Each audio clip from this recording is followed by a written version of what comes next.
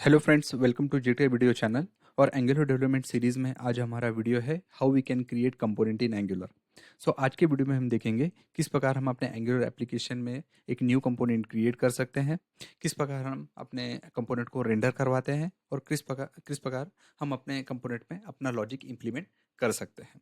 तो शुरू करते हैं। सो नाउ कंपोनेंट क्रिएशन से पहले आज हम अपने एप्लीकेशन में एक यूएल लाइब्रेरी भी इंस्टॉल करेंगे जिसका नाम है बूटस्ट्रैप। सो मैं आपको बूटस्ट्रैप का इंट्रोडक्शन दे देता हूँ। सो मैं आ गया हूँ गेट बूटस्ट्रैप डॉट कॉम में, और ये यूआरएल मैंने वीडियो डिस्क्रिप्शन में ऐड कर दी है।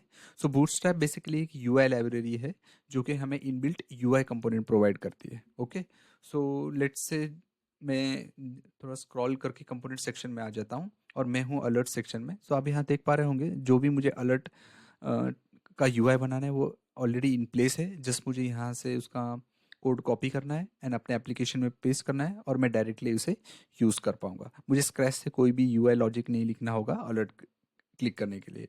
ऐसे डिफरेंट टाइप्स ऑफ यूआई हमें बूटस्ट्रैप प्रोवाइड करता है, जैसे एग्जांपल बटन। सो अगर मुझे अपने एप्लीकेशन में बटन बनाना है तो डायरेक्टली मैं यहाँ से बटन्स का कोड कॉपी करूँगा और अपने एप्लीकेशन में पेस्ट कर दूंगा। सो फर्स्ट हम अपने एप्लीकेशन में इंस्टॉल करेंगे बूटस्ट्रैप, देन हम जाएंगे कंपोनेंट क्रिएशन की ओर। सो मैं आ जाता हूँ अपने प्रोजेक्ट फोल्डर में। ओके, और नाउ मैं यहाँ पे ओपन कर लूँगा कमांड प्रॉम्प्ट अपने प्रोजेक्ट पाथ पे। सो मैं शॉर्टकट यूज़ करूँगा डायरेक्टली फोल्डर पाथ पे क्लिक करके एंड देन टाइप CMD। सो मेरा कमांड प्रॉम्प्ट मेरे प्रोजेक्ट पाथ पे ओपन हो जाएगा। नाउ बूटस्ट्रैप इंस्टॉल करने के लिए हमें एक कमांड रन करनी होगी जिसका नाम है npm install bootstrap। सो ये कमांड मैंने डिस्क्रिप्शन में ऐड कर दी है, आप वहाँ से डायरेक्टली कॉपी पेस्ट कर सकते हैं। सो मैं यहाँ कॉपी करता हूँ और CMD में आके यहाँ से पेस्ट करता हूँ। ओके, जो कि है npm install bootstrap। सो ये कमांड बेसिकली बूटस्ट्रैप के पैकेज हमारे एप्लीकेशन में इंस्टॉल करेगी। सो मैं एंटर हिट करता हूँ एंड देन ये इंस्टॉलेशन प्रोसेस स्टार्ट हो जाएगा। सो यहाँ पे बूटस्ट्रैप हमारे एप्लीकेशन में इंस्टॉल हो चुका है और यहाँ पे आप देख पा रहे होंगे कि यहाँ पे मैसेज आ रहा है added to package and audited 590 packages in 3 seconds. That means हमारे एंगुलर एप्लीकेशन में अब बूटस्ट्रैप इंस्टॉल हो गया है। देन बूटस्ट्रैप पैकेज, सॉरी, अभी बूटस्ट्रैप पैकेज हमने इंस्टॉल कर दिया है। देन अब हमें यूआई कॉल करने के लिए एक पाथ स्पेसिफाई करना होगा बूटस्ट्रैप का हमारे एंगुलर डॉट जेसन फाइल में। ओके, फर्स्ट ऑफ ऑल मैं ये बूटस्ट्रैप का पाथ कॉपी कर लेता हूँ और मैं आ जाता हूँ अपने VS कोड एडिटर में जहाँ मैंने अपना एप्लीकेशन ओपन करके रखा हुआ है।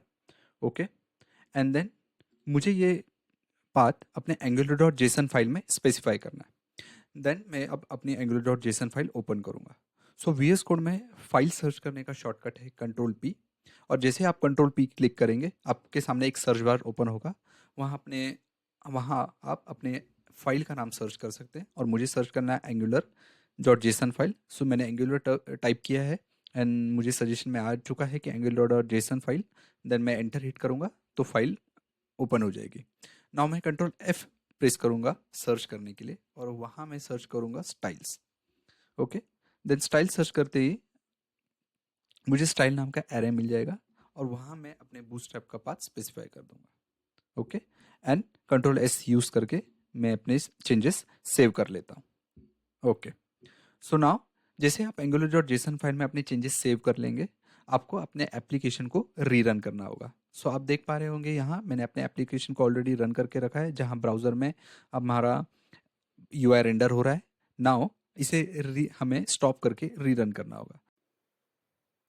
सो मैं आ जाता हूँ अपने कमांड प्रॉम्प्ट पे जहाँ मैंने अपना एंगुलर एप्लीकेशन रन कर किया हुआ है। ओके, नाउ अब मैं इसे Ctrl+C करके स्टॉप करूँगा और रीरन करूँगा। सो एंगुलर एप्लीकेशन कैसे रन करते हैं वो मैंने आपको एंगुलर प्रोजेक्ट क्रिएशन के ट्यूटोरियल में बताया हुआ है, आप वहाँ जाके रेफर कर सकते हैं। नाउ अब मैंने यहाँ ऑलरेडी इसे रन करके रखा है तो मैं Ctrl+C प्रेस करूँगा जिससे एंगुलर एप्लीकेशन स्टॉप हो जाएगा और सेम कमांड यूज़ करूँगा उसे रीरन करने में। सो मैं टाइप करूँगा ng serve और एंटर हिट करूँगा। सो ये कमांड मेरे एप्लीकेशन को रीरन कर देगी। ओके, सो आप देख पा रहे होंगे मेरा एंगुलर एप्लीकेशन रीरन हो चुका है अगेन लोकलहोस्ट 4200 पे। जस्ट मुझे इसे जाना है और एक बार फिर से रिफ्रेश कर देना है। तो ये था दोस्तों हमारा प्रोसेस कि किस प्रकार हम अपने एंगुलर एप्लीकेशन में बूटस्ट्रैप इंस्टॉल कर सकते हैं। जस्ट हम एक क्विक वेरीफिकेशन करेंगे कि प्रॉपरली बूटस्ट्रैप हमारे एप्लीकेशन में इंस्टॉल हुआ है या नहीं, इसके लिए मैं एक बूटस्ट्रैप की वेबसाइट में जाता हूँ और वहाँ से एक बटन कॉपी कर लेता हूँ और अपने एप्लीकेशन में रेंडर करने का कोशिश करता हूँ। ओके, सो मैंने यहाँ से HTML कॉपी कर लिया है। अब मैं जाता हूँ अपने एंगुलर एप्लीकेशन पे। सो अभी जो प्री एडिट यूआई है, मैं इसे फर्स्ट ऑफ ऑल रिमूव कर लेता हूँ। सो जो कि हमारा प्रेजेंट है app.html में। सो मैं इसे पूरा निकाल देता हूँ। यहाँ एक यूज़ करता हूँ ड्यू टैग और h1 टैग में मैं लिखता हूँ वेलकम टू एंगुलर ट्यूटोरियल। मैं इसे सेव करता हूँ यूजिंग Ctrl+S एंड देन अगर अपने ब्राउज़र में जाता हूँ, यस परफेक्ट। सो यहाँ मुझे वेलकम टू एंगुलर ट्यूटोरियल दिखाई दे रहा है। अब मैं जो यूआई मैंने बटन का यूआई अपने बूटस्ट्रैप से कॉपी किया था, मैं अब उसे अपने एंगुलर कंपोनेंट में पेस्ट करूँगा। तो मैं यहाँ एक ले लेता हूँ BR टैग एंड मैं यहाँ सिंपली उसे पेस्ट कर देता हूँ। अब मैं जाता हूँ अपने यूआई में फाइल सेव करके एंड देन यस, मुझे यहाँ पे अपना बटन दिखाई दे रहा है। दैट मीन्स बूटस्ट्रैप मेरे एप्लीकेशन में प्रॉपरली इंस्टॉल हो गया है। सो ये था दोस्तों यहाँ तक प्रोसेस, किस प्रकार हम अपने एप्लीकेशन में बूटस्ट्रैप का एक यूआई लाइब्रेरी इंस्टॉल कर सकते हैं करते हैं। देन अब हम मूव करेंगे किस प्रकार हम अपने एंगुलर एप्लीकेशन में कंपोनेंट क्रिएट करते हैं। सो कंपोनेंट क्रिएट करने से पहले मैं आपको बेसिक डेफिनेशन दे देता हूँ कंपोनेंट की, कि कंपोनेंट को एंगुलर में कहा गया है basic building block of application. इसे बेसिक बिल्डिंग ब्लॉक इसलिए कहा गया है कि जब भी हम एंगुलर में एप्लीकेशन बनाते हैं तो हम उसे डिफरेंट डिफरेंट कंपोनेंट में डिवाइड करते हैं एंड इंटरलिंक करके फंक्शनैलिटी क्रिएट करते हैं। फॉर एग्जांपल, अगर मुझे कोई ई कॉमर्स वेब एप्लीकेशन बनाना है तो मैं उसे अपने डिफरेंट डिफरेंट कंपोनेंट में डिवाइड कर दूंगा। फॉर एग्जांपल, लॉगिन कंपोनेंट एक हो गया, लेट्स से एक रजिस्ट्रेशन कंपोनेंट हो गया, देन प्रोडक्ट पेज का एक कंपोनेंट हो गया, देन ऐड टू कार्ट का एक कंपोनेंट हो गया। ऐसे मैं अपने एप्लीकेशन को डिफरेंट डिफरेंट कंपोनेंट्स में डिवाइड करूंगा और जो मुझे एप्लीकेशन बनाना है वो फंक्शनैलिटी अचीव करने की कोशिश करूंगा। ओके, सो अब चलते हैं अपने कंपोनेंट क्रिएशन के प्रोसेस में। सो कंपोनेंट क्रिएट करने से पहले मैं आ जाता हूँ अपने VS कोड एडिटर में एंड मैं अपने प्रोजेक्ट में एक फोल्डर क्रिएट करता हूँ अंडर ऐप फोल्डर के अंदर, जिसका नाम होगा कंपोनेंट। सो मैं यहाँ ऐप फोल्डर में राइट क्लिक करता हूँ, देन उसे कहता हूँ न्यू फोल्डर एंड वहाँ एक न्यू फोल्डर क्रिएट करता हूँ कंपोनेंट्स नाम का। ओके, सो मैंने कंपोनेंट फोल्डर इसलिए क्रिएट किया है कि जो भी हम अपना न्यू कंपोनेंट क्रिएट करें एंगुलर में, वो हम कंपोनेंट फोल्डर के अंदर क्रिएट करेंगे, जिससे हमें अपने कोड में डिफरेंशिएट करने में ईजी रहेगा। ओके, सो मैं अगेन आ जाता हूँ अपने टर्मिनल में और यहाँ मैं अब अपने कंपोनेंट क्रिएशन की कमांड टाइप करता हूँ, जो कि है ng generate component and then component name, जो कि हमारे केस में हम बनाने वाले हैं रजिस्टर कंपोनेंट। ओके, सो ये कमांड बेसिकली मेरे एंगुलर एप्लीकेशन में एक रजिस्टर नेम का कंपोनेंट क्रिएट कर देगी।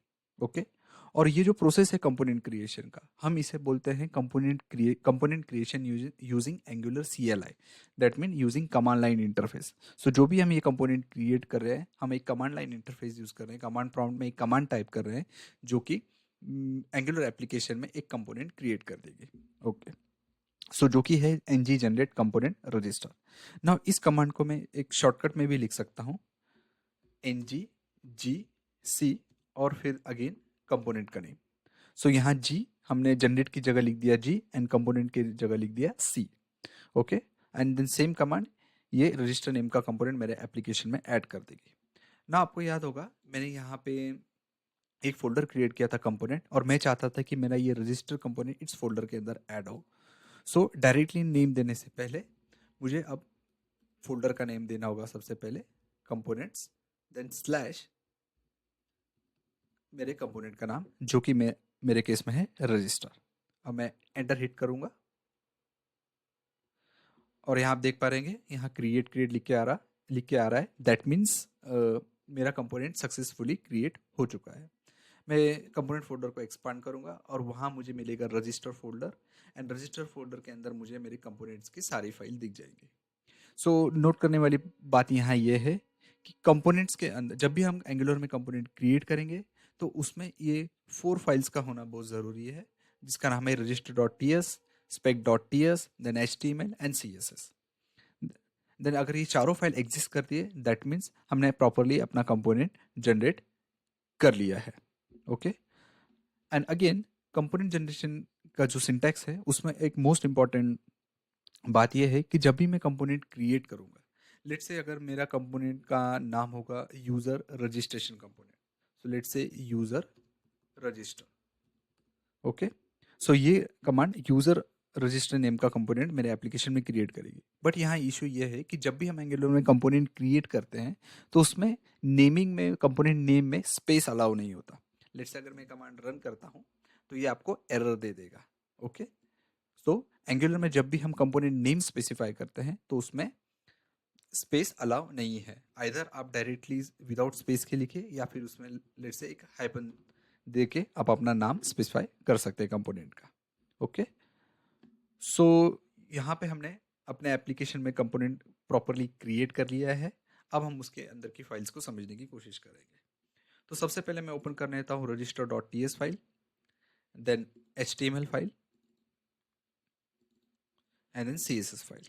ओके, जो spec.ts फाइल है वो हम आगे की वीडियो ट्यूटोरियल में देखेंगे। जब हम टेस्टिंग के यूनिट टेस्टिंग केस लिखेंगे तब ये फाइल हमारे यूज में आएगी।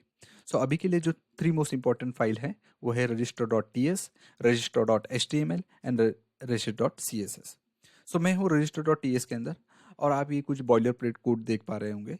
सो जिसमें फर्स्ट है @component, जिसे हम बोलते हैं कंपोनेंट डेकोरेटर, जो कि स्पेसिफाई करता है एंगुलर को कि ये जो फाइल है एज अ कंपोनेंट ट्रीट हो। एंड उसके अंदर आप ये कुछ प्रॉपर्टीज देख पा रहे होंगे जो कि है selector, stand alone, template URL and style URL. So selector हम बेसिकली यूज करते हैं कंपोनेंट को रेंडर करवाने के लिए, जो हम इस वीडियो में देखने वाले हैं। देन स्टैंड अलोन प्रॉपर्टी है जो इस कंपोनेंट को स्पेसिफाई करता है कि ये स्टैंड अलोन कंपोनेंट नहीं है। देन टेम्पलेट यूआरएल जो कि लिंक है register.html से। सो ये टेम्पलेट यूआरएल स्पेसिफाई करती है कि कौन सी HTML फाइल ये कंपोनेंट रेफर करेगा। सो हमारे केस में है जो कि register.html। आप इसका पाथ चेंज भी कर सकते हैं, आप चाहे तो अपनी खुद की HTML फाइल बना सकते हैं और इस कंपोनेंट को लिंक कर सकते हैं। बट एंगुलर स्ट्रक्चर ये बोलता है कि कंपोनेंट्स के अंदर ही, इस कंपोनेंट फोल्डर के अंदर ही HTML और CSS फाइल हो, इसलिए हम इसे चेंज नहीं करेंगे। सेम है स्टाइल यूआरएल का जो कि है register.css, और हाँ हम register.css फाइल में अपना CSS कोड लिखेंगे। नाउ मैं चले जाता हूँ अब app.module.ts फाइल में, जो कि हमारी रूट मॉड्यूल फाइल है। और आप देख पा रहे होंगे यहाँ पे रजिस्टर ऑटोमेटिकली डिक्लेयर हो चुका है। सो मैंने आपको एंगुलर प्रोजेक्ट स्ट्रक्चर, जो एंगुलर का प्रोजेक्ट स्ट्रक्चर का वीडियो था उसके अंदर बताया था कि जो एनजी ऐप मॉड्यूल फाइल है, ओके, वो उस फाइल में हम सब कुछ डिक्लेयर करते हैं कि कौन कौन से कंपोनेंट हम यूज़ करने वाले हैं, कौन कौन से मॉड्यूल यूज़ करने वाले हैं। ओके, सो मैंने अपना कंपोनेंट जो क्रिएट किया है वो कमांड लाइन इंटरफेस के थ्रू किया है, इसलिए डायरेक्टली यहाँ रजिस्टर डिक्लेरेशन एरे में ऐड हो चुका है। जब भी आप मैनुअली कंपोनेंट क्रिएट करेंगे तो आपको यहाँ आके डिक्लेयर करना होगा अपने कंपोनेंट को। ओके, देन हम आ जाते हैं अपने register.html फाइल पे, जहाँ पे यहाँ प्री एडिट कोड है एंड देन register.css पे। सो अब मैं क्या करता हूँ, इस कोड में एक अपना HTML ऐड करता हूँ, एक div टैग लेके, और h1 टैग में मैं लिखता हूँ रजिस्टर कंपोनेंट। ओके, एंड इस फाइल को सेव कर लेता हूँ। अब मैं अपने ब्राउजर में जाता हूँ तो आप देख पा रहे होंगे यहाँ सिर्फ मुझे दिख रहा है वेलकम टू एंगुलर ट्यूटोरियल, जो कि ऐड है हमारे app.html फाइल में, जो कि हमारा है रूट कंपोनेंट। नाउ अब हमें ये रजिस्टर कंपोनेंट अपने यूआई में रेंडर करवाना है, तो हम वो किस प्रकार कर सकते हैं। सो मैं जाऊंगा register.ts फाइल में और यहाँ से मैं इस सिलेक्टर नेम कॉपी करूंगा। मैं आ जाऊंगा अपने app.html फाइल में और इस बटन का मैं यूआई निकाल कर एरो ब्रैकेट का यूज़ करके मैं सिलेक्टर का नाम दूंगा और इसे क्लोज करूंगा एंड देन फाइल को सेव करूंगा। एंड देन अपने ब्राउजर में आऊँगा तो मैं देख पा रहा हूँ कि रजिस्टर कंपोनेंट यहाँ रेंडर हो रहा है, जो कि है मेरा रजिस्टर कंपोनेंट का यूआई। ओके, सो ये इस तरह हम अपने एंगुलर में कंपोनेंट को रेंडर करवाते हैं यूजिंग सिलेक्टर। आप चाहें तो सिलेक्टर का नाम चेंज कर सकते हैं और आपको वही सेम नाम रेंडरिंग के टाइम यूज करना है यूजिंग एरो ब्रैकेट। ओके, सो यहाँ पे जो क्लोजिंग है वो ऑटो क्लोजिंग हो गई थी, क्योंकि हमने जो एक्सटेंशन इंस्टॉल किया था बीएस कोड में एंगुलर स्निपेट का, उसकी वजह से डायरेक्टली इसने मुझे कोड सजेशन में ही ये कर दिया है। आप चाहे मैन्युअली भी इसे ऐसा सिंटैक्स लिख सकते हैं। सो ये था प्रोसेस हमारा यूजिंग सिलेक्टर कंपोनेंट को रेंडर करवाने का। ठीक है, देन आगे मैं आ जाता हूँ अपने रजिस्टर कंपोनेंट में HTML फाइल में। देन मैं कुछ CSS लिख लेता हूँ अभी डेमो के लिए। लेट से इसे कलर दे देता हूँ ब्लू एंड सेव करता हूँ और चेक करता हूँ कि आया कि नहीं। Yes, perfect. So register component का भी नेम ब्लू में आ रहा है। ओके, सो ये था दोस्तों फुल एंड फाइनल प्रोसेस कि किस प्रकार हम अपने एंगुलर एप्लीकेशन में कंपोनेंट को क्रिएट कर सकते हैं, एक नया कंपोनेंट कैसे क्रिएट कर सकते हैं, किस प्रकार हम उसे रेंडर करवाते हैं। ओके, और किस प्रकार हम अपना HTML CSS का लॉजिक लिखते हैं। ओके, सो आपको अगर कोई भी डाउट होगा तो आप कमेंट सेक्शन में बता सकते हैं, मैं 100% आपको वहाँ आंसर करूँगा। और नेक्स्ट वीडियो ट्यूटोरियल में हम डिटेल में और कंपोनेंट्स के बारे में पढ़ेंगे। अगर आपको ये वीडियो अच्छा लगा हो तो इस वीडियो को लाइक कीजिए और हमारे चैनल को सब्सक्राइब कीजिए। Thank you.